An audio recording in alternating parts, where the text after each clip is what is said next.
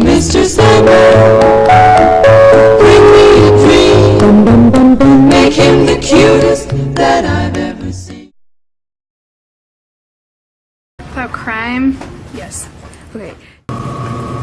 Yeah, that'd be so much nicer because, like, I feel like crime causes, like, so much fear and anxiety. Yes. All right. Yes. Yes. Yeah. Pretty sure seeing as how the two are correlated. Like more money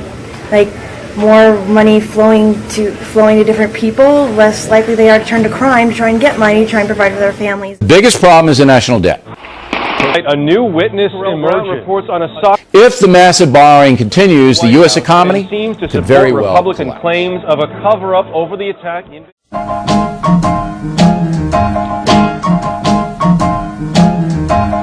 Increasing advertising and subliminal messaging will create an impenetrable utopia by increasing the amount of money in the economy as well as by creating a superior society.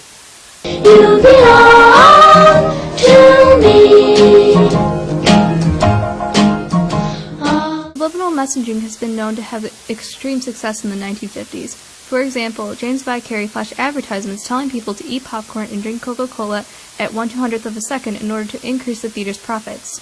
According to the University of Michigan, even though the viewer could not see these advertisements, the subliminal message increased popcorn sales by 58% and Coca-Cola sales by 18%.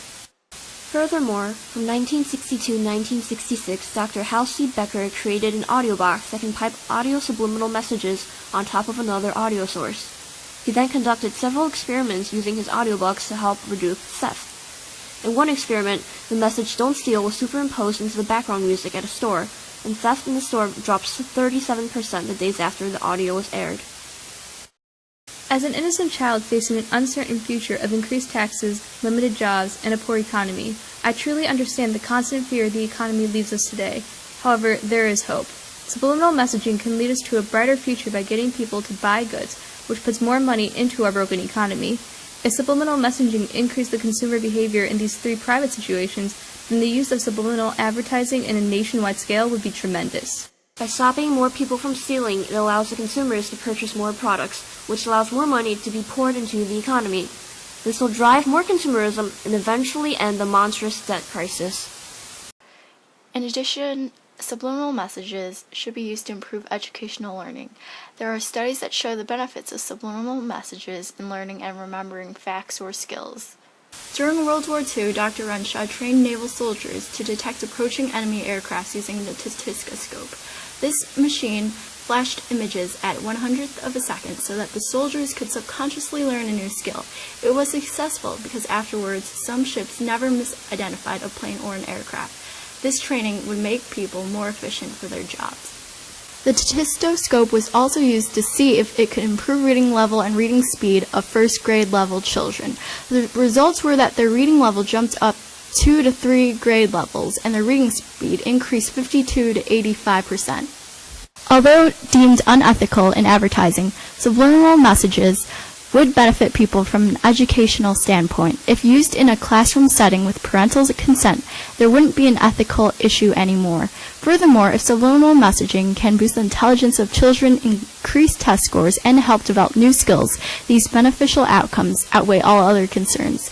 Subliminal messaging can aid the world in becoming a more perfect place. To create a utopian society, subliminal messaging would help reduce crime and can be applied to stop lying and cheating as well. Society that is controlled by subliminal messaging, everyone is able to become the best that he can be. A society with more advertisements can become as great as the Third Reich. One can observe that during the Hitler regime, Germany was very economically prosperous, and its people were very obedient.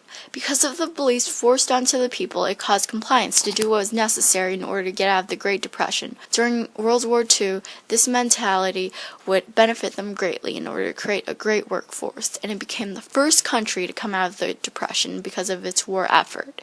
The obedience of the people led to a more prosperous economy. The United States government started to use subliminal messaging in the 1960s to establish a central authority and promote consumerism.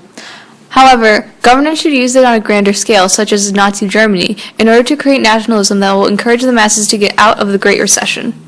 Sisters